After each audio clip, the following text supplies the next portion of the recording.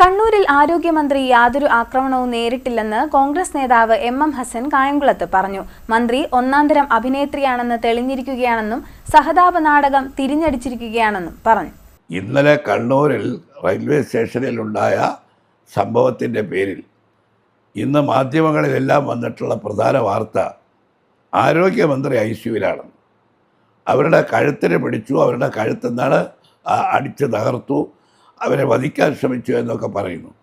ദൃശ്യങ്ങളിൽ കാണുന്നത് ആണ് നമുക്ക് വിശ്വസിക്കാവുന്നതെങ്കിൽ അവരുടെ പുറത്ത് ആരും തൊടുന്നത് നമുക്ക് ദൃശ്യങ്ങളിൽ കാണാൻ കഴിയുന്നില്ല. കരികൊടിയാണ് കാണിക്കുന്നത്.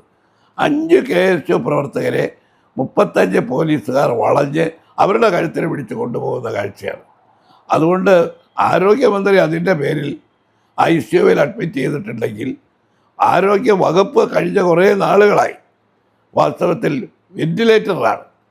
അതാണ് വെൻഡിങ് കൊടുക്കേണ്ടത്. വെന്റിലേറ്ററിലായ ആരോഗ്യ വകുപ്പിനെ രക്ഷിക്കാൻ കഴിയാത്തൊരു മന്ത്രി അക്രമത്തിൻ്റെ പേരിൽ ആക്രമിച്ചു എന്ന ആരോപണം ഉന്നയിച്ചുകൊണ്ട് ICUവിൽ കിടക്കുകയാണ്. അതുകൊണ്ട് ആരോഗ്യമന്ത്രി ICUവിലാണെന്ന് കേട്ടാൽ കേരളത്തിലെ ജനങ്ങളൊന്നും ഞെട്ടാൻ പോകുന്നില്ല. ആരോഗ്യമന്ത്രി ഒരു ചാനലിൻ്റെ അവതാരികയായിരുന്നു, പക്ഷെ നല്ല ഒന്നാന്തര അഭിനേത്രിയാണെന്ന് കൂടി ഇത് തെളിയിച്ചു. ഈ സംഭവങ്ങളുടെ പേരിൽ എന്തുമാത്രം അക്രമമാണ് മാർക്സിസ്റ്റ് പാർട്ടിക്കാർ കേരളം ഒട്ടുക്ക് അഴിച്ചുവിട്ടുകൊണ്ടിരിക്കുന്നത്. അവരിതിൽ സഹതാപ നാടകം കളിച്ചു, പക്ഷെ അത് തിരിച്ച് മന്ത്രിക്കും മാർക്സിസ്റ്റ് പാർട്ടിക്കും എതിരായിട്ട് ഇപ്പോൾ ജനങ്ങൾ ചിന്തിച്ചു തുടങ്ങിയിരിക്കും.